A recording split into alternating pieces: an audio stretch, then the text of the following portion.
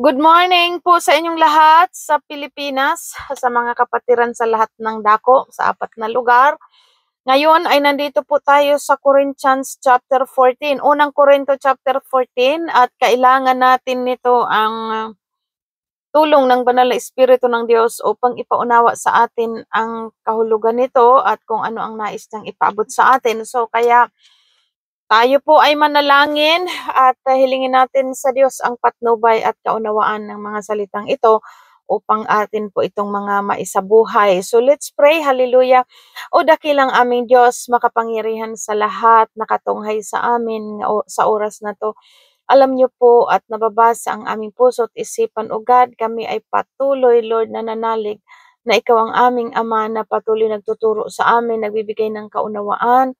Sa pamamagitan ng iyong banal na Espiritu, kami po ay tinuturuan mo sa mga salitang ito. Kaya ngayon, sa oras pong ito muli, hinihiling namin at pinasasalamat ang pagtuturo mo sa amin ayon sa iyong pangako na ikaw ang aming tagapagturo at kami po ay iyong papayuhan. Kaya salamat po sa oras na to.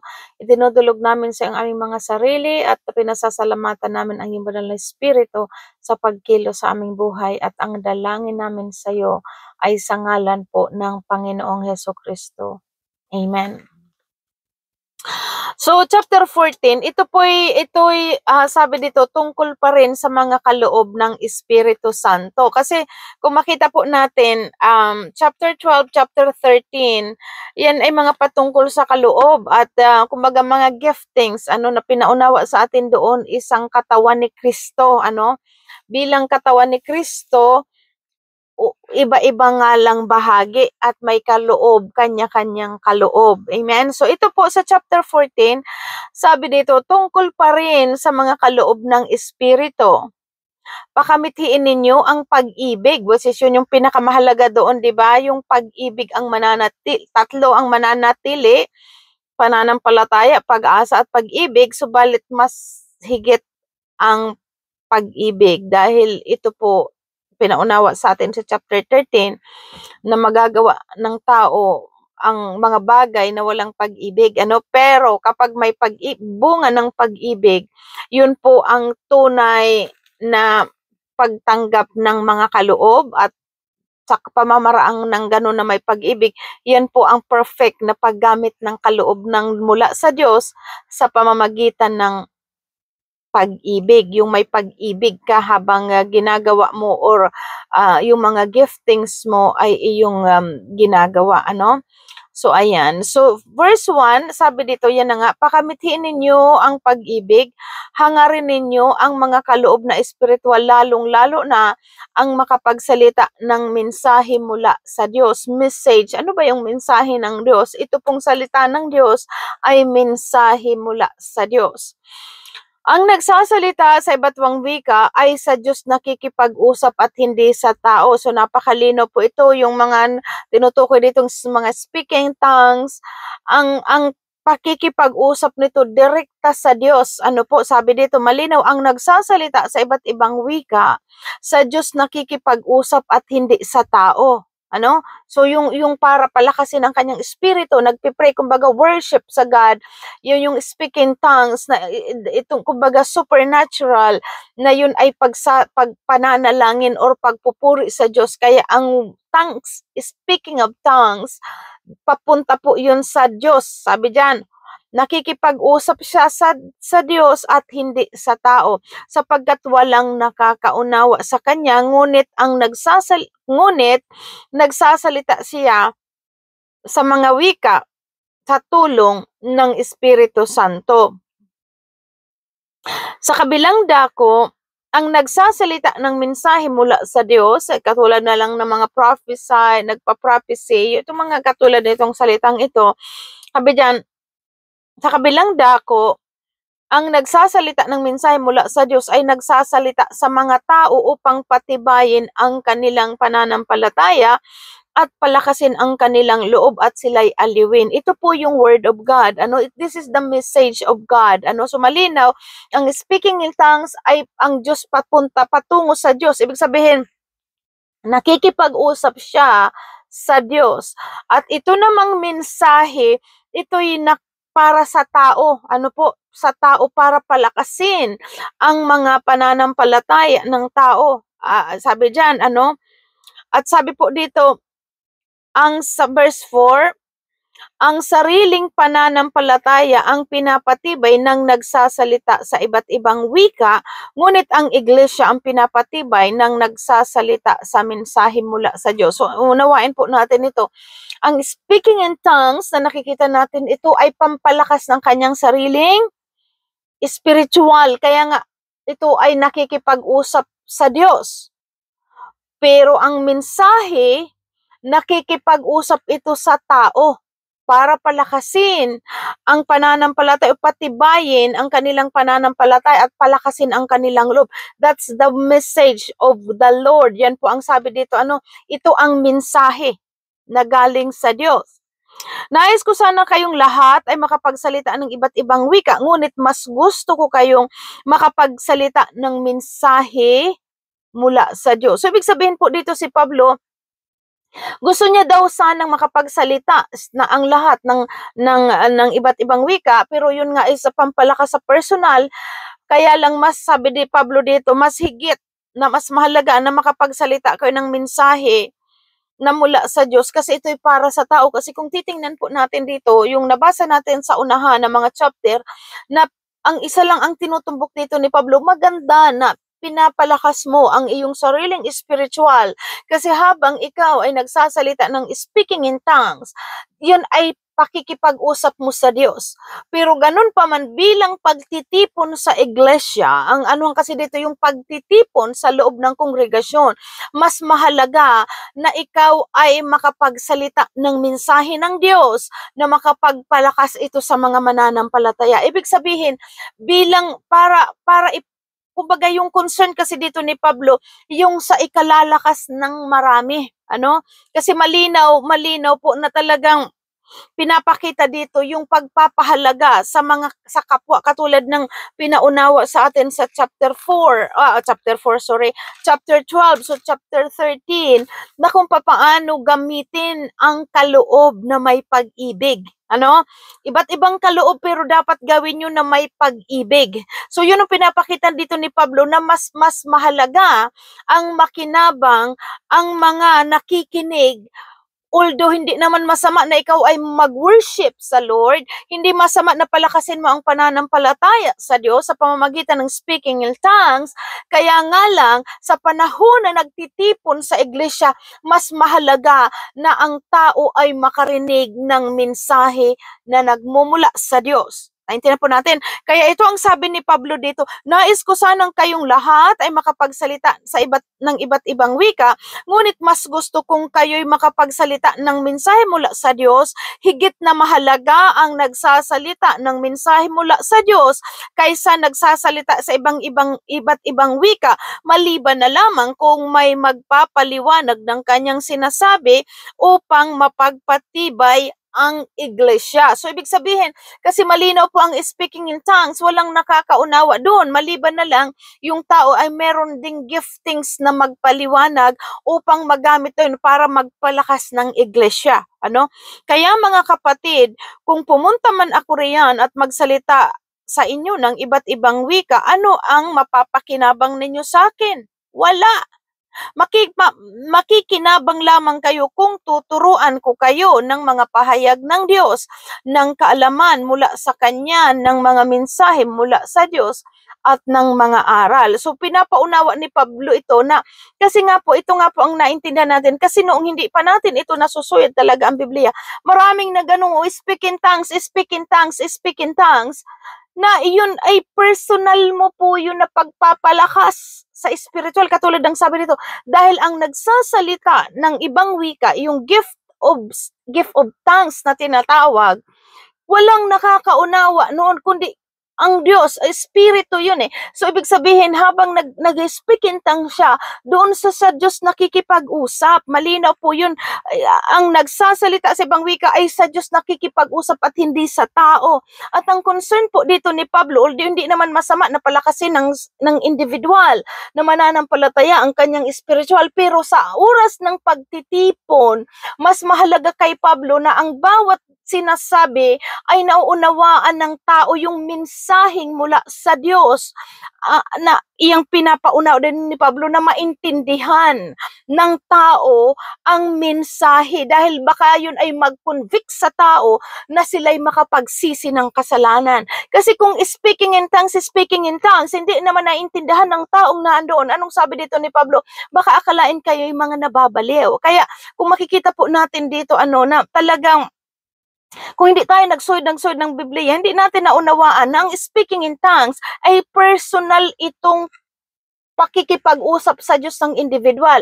Kaya nagtataka tayo, bakit pag minsan may nag-speaking in tongues, may nag-i-interpret para sa tao? Hindi po. Ang speaking in tongues malinaw ay pakikipag-usap sa Diyos.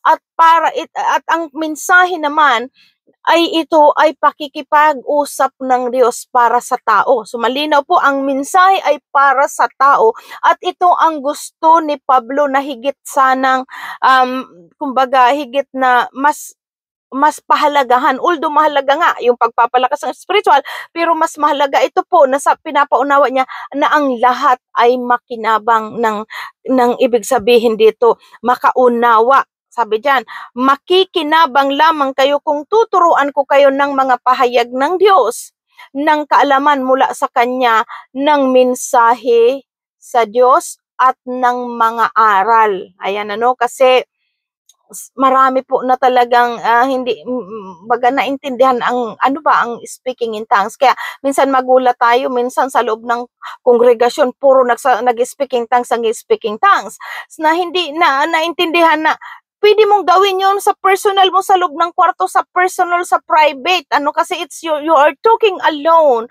to God. Pero pagdating sa kongregasyon, ito ang pinapakita dito na mas pahalagahan mo ang kapwa, na maintindihan ang mensahe ng Diyos, at baka yun ang mag-convict pa kung may mga baguhan na dumalo, makapag-convict sa kanila na sila ay magsisi sa kanilang kasalanan. Yun yung dito ni Pablo. Verse 7. Maging sa mga instrumentong walang buhay tulad ng plauta at alpa, paanong malalaman ninuman kung ano ang tinutugtog kung hindi malinaw ang tunog ng mga nota? At kung hindi malinaw ang tunog ng trompeta, sino ang maghahanda ng pakikipaglaban? So, ibig sabihin, knowledge po, kaunawaan ang mahalaga, maintindihan kung ano ang mensahe ng Diyos. 99.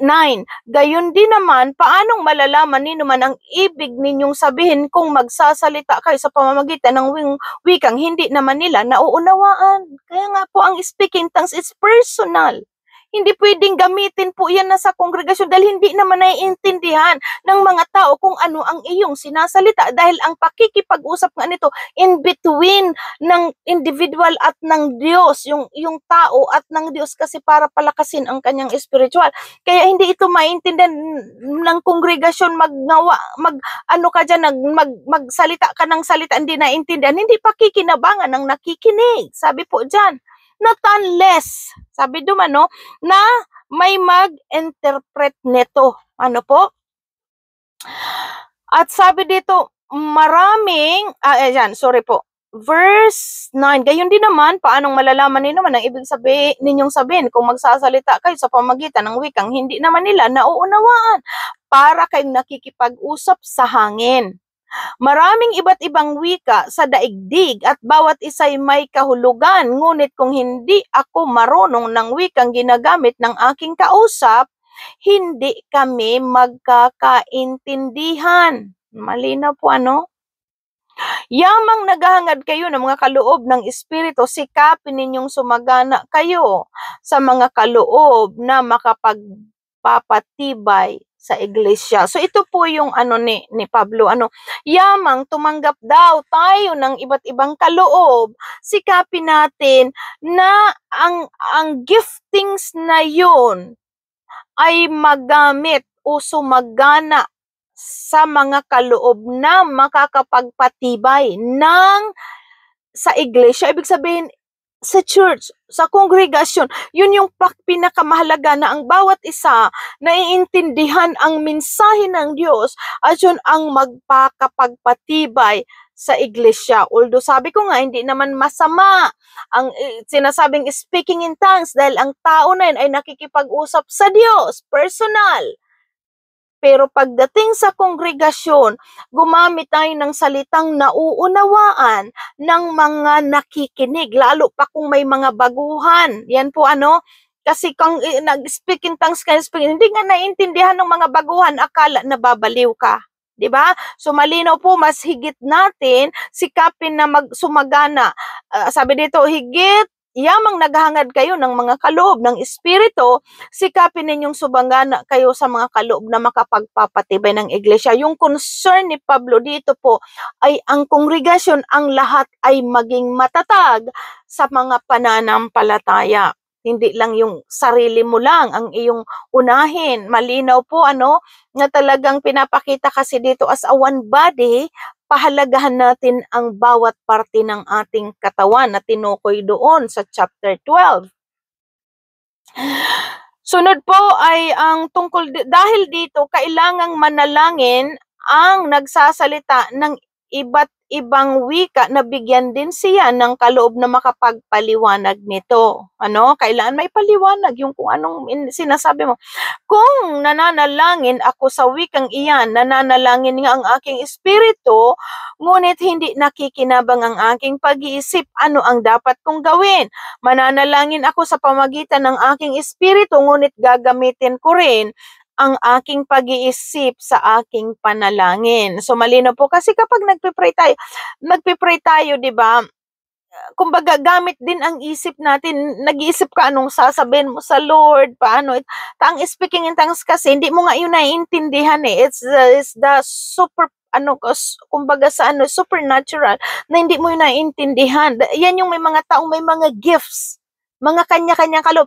May mga taong may gift lamang ng speak in tongues ng pero sabi dito, kailangan kung ikaw di mananalangin, gagamitin mo rin ang iyong isip sa pananalangin. Siyempre mag-iisip ka, ano kayang sabihin ko sa Lord?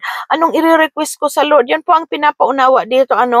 Sabi diyan, ako'y aawit sa pamagitan ng Espiritu, ngunit gagamit rin ako ng pag-iisip sa aking pag-awit. Totoo po, nag-worship tayo ng Spirit, 'di ba?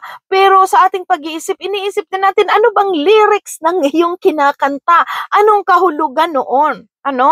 Verse 16, kung nagpapasalamat ka sa Diyos sa pamamagitan ng Espiritu lamang, paano makakapagsabi ng amen? 'Di ba? Ang isang taong naroon ngunit walang gayong kaloob, kung hindi niya naunawaan ang mga sinasabi. Kasi nga may mga tao lang na may gift of speaking tongues, may mga taong wala. Kasi iba-iba nga ang kaloob. Mabuti ang iyong pasasalamat ngunit hindi nakakapagpatibay sa iba. Kita niyo po 'yon. So malinaw, speaking in tongues good, but it's only for you or sino mang may gift at hindi yun nakapagpapalakas sa iba. Kasi malinaw, iyon ay sa personal niya yung pakikipag-usap sa Diyos. Kaya malinaw talaga na kung talagang hindi pwedeng gamitin ang speaking tongues na ang lakas-lakas ng boses, lahat na dyan nag-speaking tongues kasi hindi naiintindihan. 'Di ba? Hindi naiintindihan kung anong bagay na yun. Kaya mas mabuti ang gawing pasasalamat sa Diyos yung nakakapagpatibay sa iba, which is the message. Itong mensahe ng Diyos ang mas mahalaga, tulad ng pinapaunawa ni Pablo, for the sake, para sa mga ibang walang mga giftings ng gift of tongues. Dapat mas mahalaga ang makapagpapalakas sa loob ng iglesia sa mga kapwa natin mananampalataya. 18, nagpapasalamat ako sa Diyos sapagkat ako'y nagpakapagsalita sa iba't ibang mga wika higit kaysa sa inyong lahat. Ngunit sa